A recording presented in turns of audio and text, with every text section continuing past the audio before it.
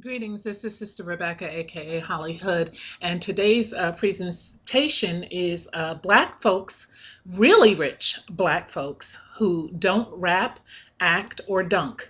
And I'm making this a priority in terms of I'm pointing it out because so many young people are interested in stepping up their paper game, and they're very limited into as to how they can do that. They think that the only way they can become very wealthy and successful and have the things that they see in videos is to either play a sport or make a record or get into the entertainment business as an actor or what have you. And I'm going to show you some really wealthy Black folks who made it without any of those things. But first, I want to just give you a little rundown on my personal principles for financial success.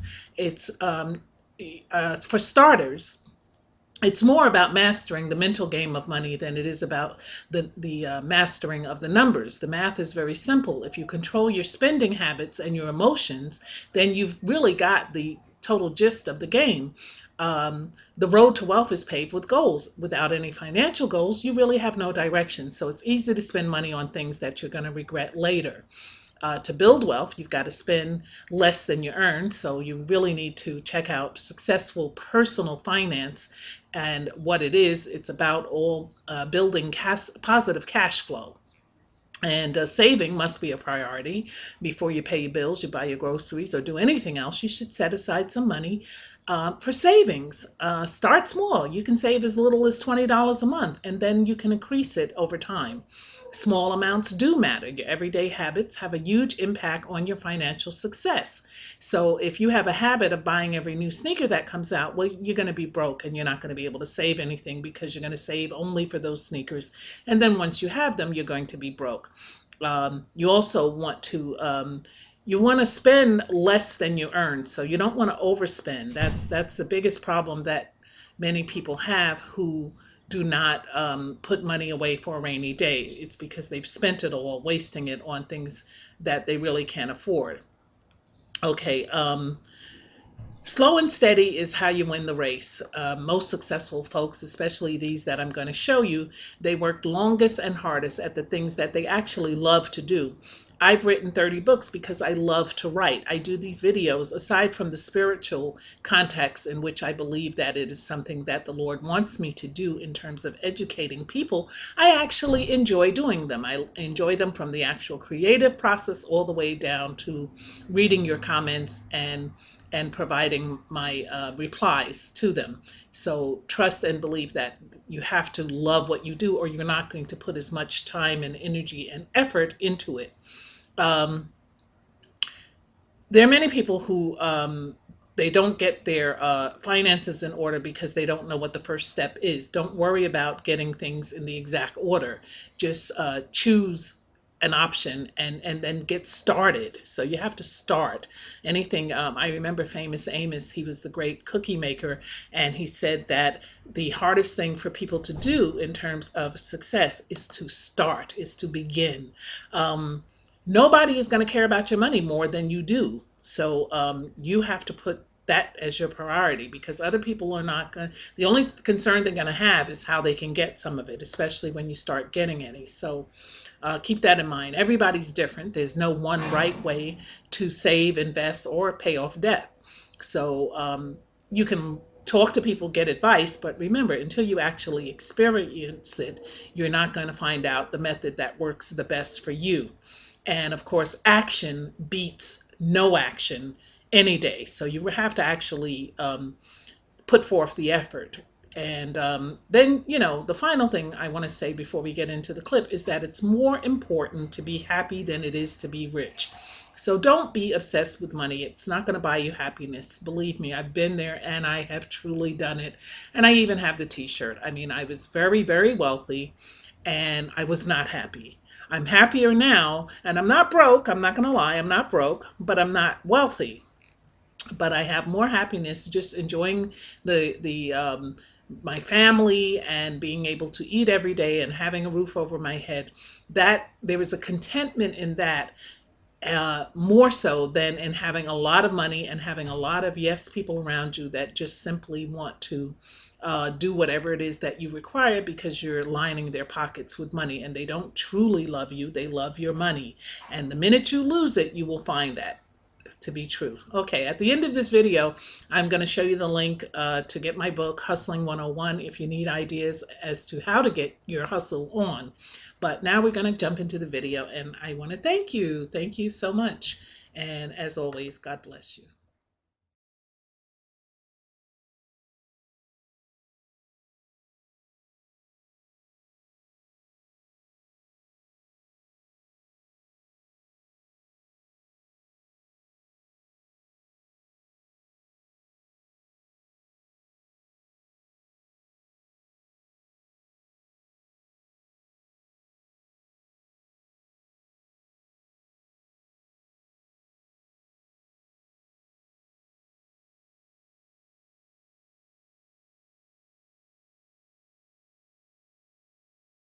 Thinks the richest human being who's ever lived, and more than that, how much you think he might have been worth? Well, a rich list, or compiled by an American website, has some very interesting answers.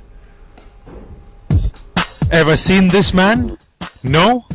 Well, you're not alone.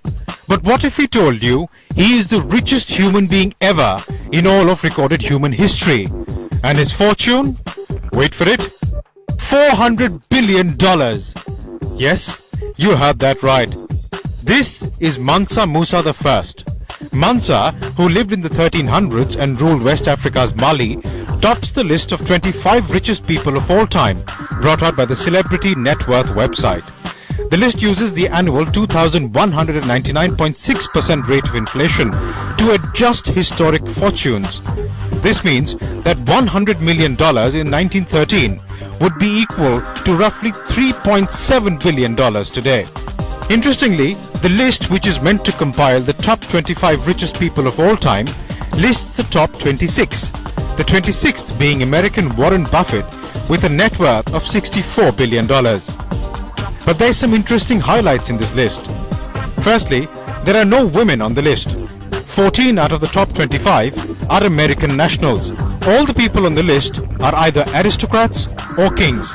Carlos Slim, the current richest person in the world, isn't even in the top 20, coming in at 22nd place with $68 billion.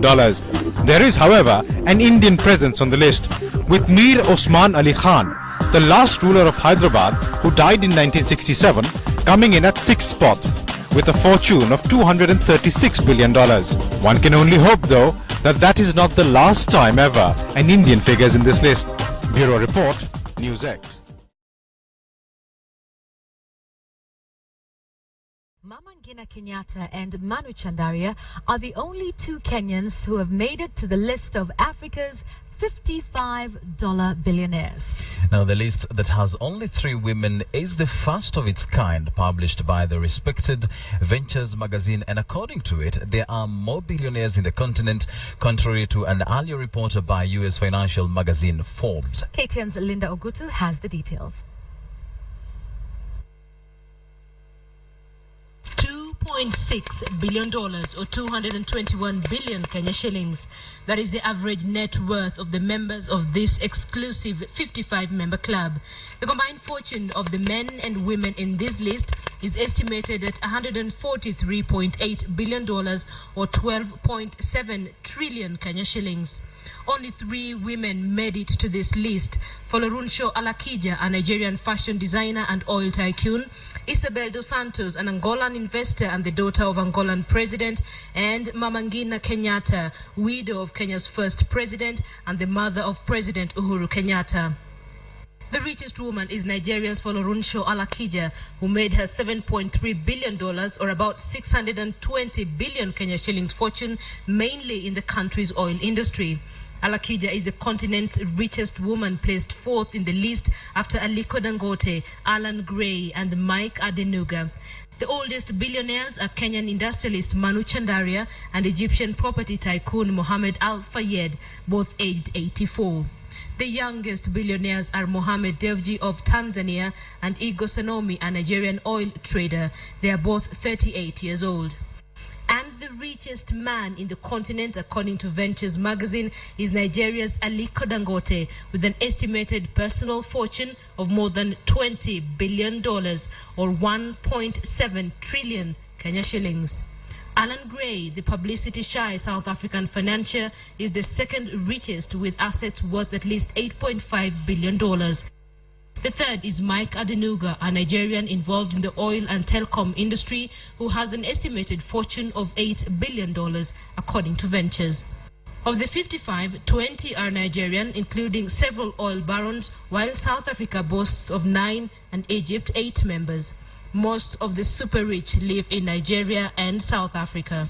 If the report is anything to go by, then Africa is home to far more billionaires than previously thought. Linda Ogutu, KTN Prime. We're just talking about that. 1.2 trillion shillings is our national budget. One could fund the entire budget Indeed. with their wealth. And we're glad Aliko Dangote is actually investing in Kenya, so that's a good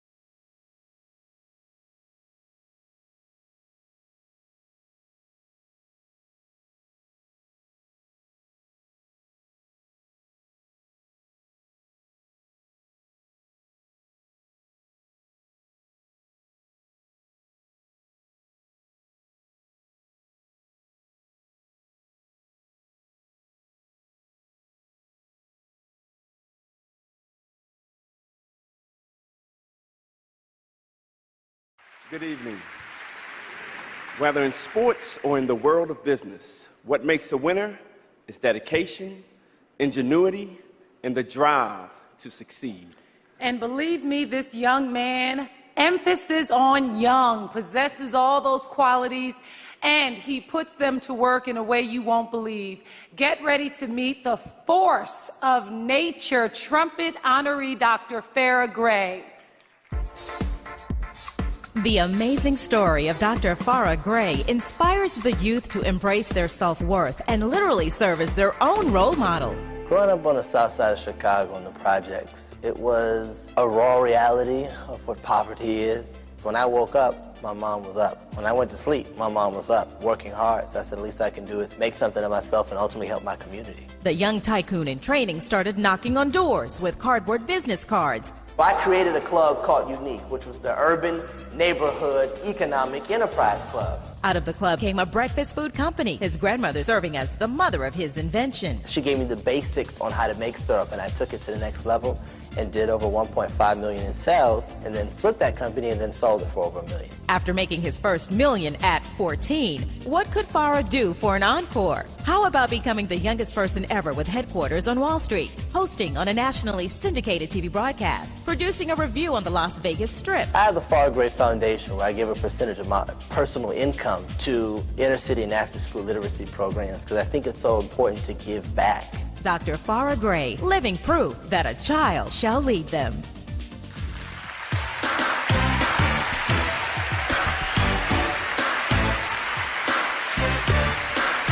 The Trumpet Award for Young Entrepreneur to Dr. Farah Gray is presented by AT&T. Thank you. Thank you. First and foremost, giving honor to God. Amen to that, yes. And his manifest glory in my life. I also want to thank his co-creators of me, my father, who I know is looking down from heaven and smiling. Also, my mama. Yes. Thank you, mama.